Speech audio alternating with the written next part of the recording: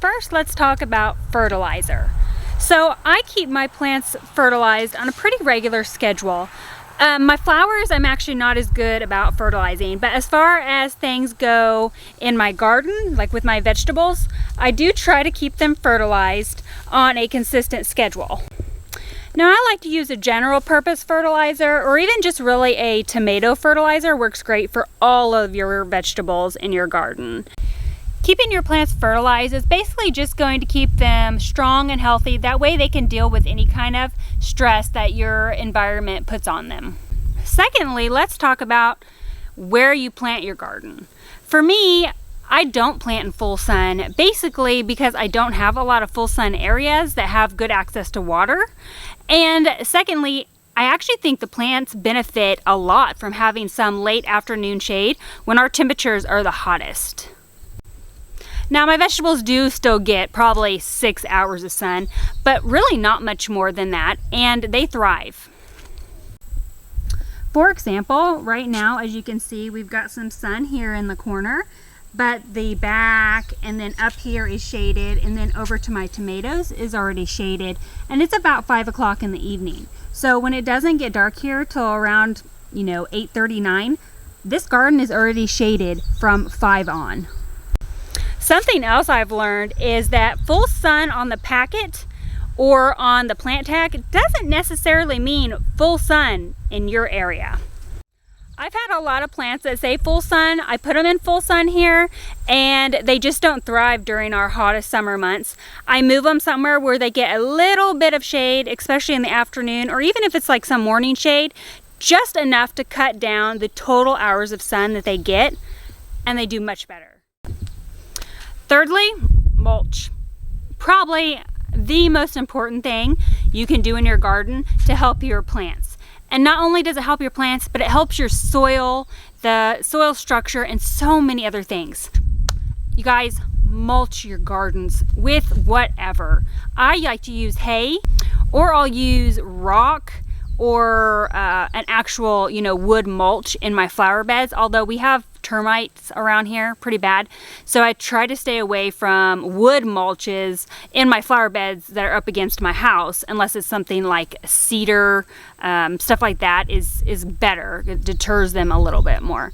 But in my garden, I use old hay that I know has not been sprayed with any kind of herbicide or treated any way like that, because that will obviously hurt your plants. But it's cheap, it's easy, it breaks down, so it just improves your soil. But honestly, it helps so much with the soil retaining moisture. It just does not dry. It keeps the wind off of it, it keeps the sun off of it, and it stays so much more moist for longer. Also, it suppresses weeds, which not only makes less work for the gardener, but helps your plants because there's no competition for the water. Okay, let's take a look right here. So if we pull back at the base of this pepper plant here, this is still got some moisture in it. Look at this. That's still got some moisture. You guys, I haven't watered for 4 days now, and we haven't had any rain. And it's been like mid to upper 80s. We've cooled off a little bit here, although next week we're back into the 90s. So this bed was rock originally. Well, there was nothing planted in any of this area this spring. And I tore all the rock out and found that underneath here it had some fabric, that landscaping fabric, and it also had sand underneath the fabric. So if we peel this back, you can see right there, that's the landscaping fabric. And under the fabric, I don't know if I'm going to be able to get through here. Here we go. There is a layer, he's interested as well, of sand. Yeah, it was just sand. So, this is kind of a difficult area. And this year was just kind of an experiment because because I wasn't sure how things were going to grow. Now, most things have done well.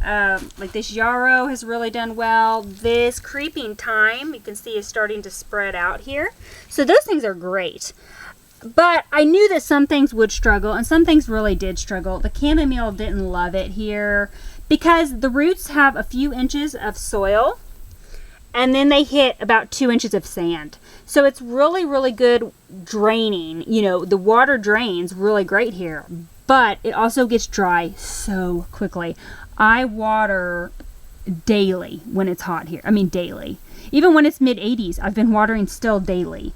So I'm going to do something different. I'm going to add some more soil, and I'm probably going to go ahead and do some type of mulch on top of here for next year. If you can, water first thing in the morning or in the evening, not in the heat of the day where you're going to lose some of that water to evaporation. And you don't want to get so much water, especially when the plants get more mature.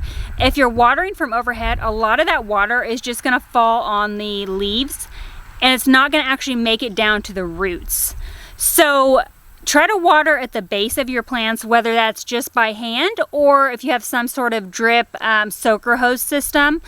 My tomatoes, I go down by hand and I water the base of them, trying not to get any water on their leaves because they love to get fungus, and we are really high humidity here as well. So it's just a process of learning what works and using different techniques that can really help you along. Make sure when you do water your plants deeply. You know, I try to live by the saying, water deeply, water less often. That will absolutely encourage your plants to send roots down deep rather than keeping them shallow and close to the surface. So that way, during the hard times, they will have access to that deeper water and won't just rely on you constantly having to water them. Okay, so here is one of my containers. This is like an old wine barrel that I've had for a while, and I've got some strawberry mint here. That's what this is. That has just really taken off. It smells amazing as well. I actually have one of the violet sparkle peppers in here. I've got a Cosmo that we had a little accident. It actually got topped, but it's sending out some side shoots, so I'm still hoping it's going to bloom. Some zinnias here. And then I have a sweet potato vine here that has done really well. It looks amazing. Love it. But I do water this almost every day when we've got really hot temps and haven't had any rain. Containers really need daily watering. I mean, that's just what it boils down to. Let's see.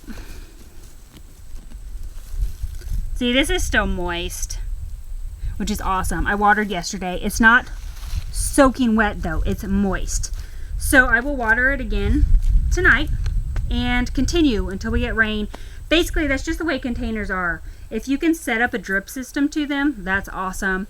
I haven't quite figured out how I would do that to all my containers. For now, I just really water them daily. Here's another one. We've got some spider plants. A really pretty petunia, which, oh yeah, man, that's so pretty. Which actually got attacked by caterpillars. I found no less than 12 caterpillars on this thing. As you can see, look at this. The damage they cause is crazy. It's like they were there overnight. And then I've got this plant here called like purple robe or purple roby. But I love how it's spilling over the sides here. That's what I kind of wanted for this. And then I've got this Russian sage, which is a perennial and will be moving soon. I put it here because I was wanting it to get height, you know, give height to this container. It didn't quite work out, but I have a spot for it. And I am going to be doing a video where I'm going to be working on this container. I'm going to be moving this out and tucking some different plants in here for the fall. All right, guys, we'll see you next time.